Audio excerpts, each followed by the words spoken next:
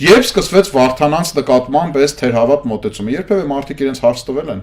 Այս Վարդանանց նկատմամբ այս թերհավատ մոտեցումը սկսվեց 19-րդ դարի վերջին, պոսահայ մի քանի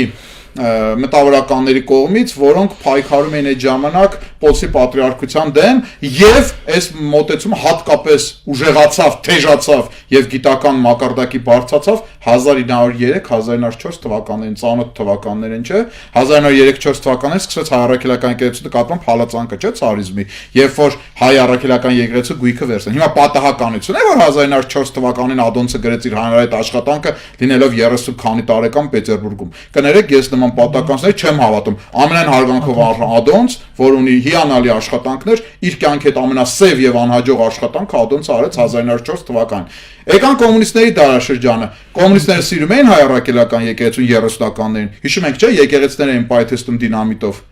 Եկե ինչ պետք է անեն կոմունիստները, հարվածային առաքելական եկեղեցուն։ Ոնց հարվածել Վարդանանցին եւ օգտագործեցին այնպիսի սենց թույլ տա ինձ ասել, էլի